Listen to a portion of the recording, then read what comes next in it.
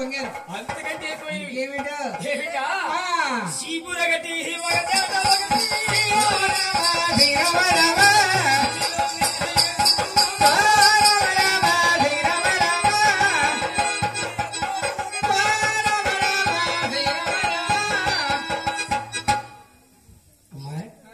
ఇక్కడ ఎవరున్నారో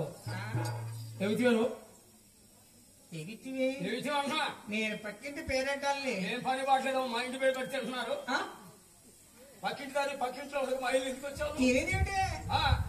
పప్పుకొచ్చావు ఉప్పుకొచ్చావా చూడమ్మా నువ్వు కొత్తకోలే కదా పిడిపాటు ఒక్కలో మోపి నట్టంటే దారించమని చెప్పడానికి వచ్చినాడు అది తెలిసే పోవమ్మా కూలిపాదం అయితే అత్తవారిని కూలిపోతాయి అని జనపాదం తీసుకెళ్ళి చంద్రం వచ్చినట్టు మొదటి సంవత్సరం నట్టంటే సారి విసిరేసింది ఎడంకాలతో ఎప్పుడైతే కూలిపాదం పెడితే అత్తవారిని కూలిపోతాయి అని సొంత తెలివితో ఉన్న సుందరమ్మ ఒకరి మాట వెళ్ళు తల్లిదండ్రుల మాట అసలే వెళ్ళు ఎప్పుడైతే నట్టంటే సారి విసిరేసిందో ఎప్పుడైతే ఆ అత్తవారికి ఎడంపాదం మోపి ఆ సుందరం వచ్చిన సంవత్సరం ఎలా ఉన్నదన్నయ్యా కురిసే వర్షాలు ఆగిపోయాయో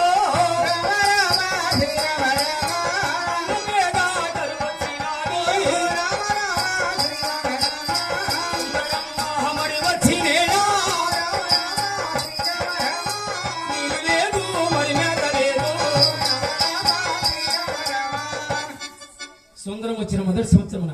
భూమి ఎందున ఠుక్కులు చిరుకులేదన్నా ఏంటి కాకాని మరి బజారికైనా పక్క బజారికి కూడా లేదా పక్క బజారు కాదను ఆ సుందరమ్మ సూపు ఎంతవరకు అయితే సోకినదో అంతవరకు మలమల మలమల మాడి చచ్చిపోతున్నారన్నా మా అమ్మది కాగి సూపు అయి ఉంటుంది అన్నా కాటోడు మన పిట్టివారి పాలన రావాలి ఏమవుతాను సుభిక్షంగా బతుకుతున్నారు అందరు కూడా చల్లగా ఉంటుంది భారతదేశం ఏం కాదు మరి వస్తులే రాత్రి ఇప్పుడు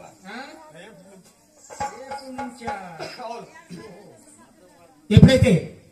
సుందరం వచ్చింది మలమల మాడి చేస్తున్నారు 1, 2, 3 సంవత్సరాలకి జలాన్ని కురిగిపోయిన నీరు పెరిగి నుంచి ఇప్పుడు ప్రక్కనే ఉంటుంది మునిగేరు ఆ 3 సంవత్సరాలు వర్షం లేనందున ఏట్లో నీరు జలానిధుల వరకు కృంగిపోయింది కాకాడి వారికి 700 గోవులు వచ్చి తిరుపతం తర్వాత తిరుపతం వచ్చినాడు ముందు వెళ్ళిన గోవుకి చేరడం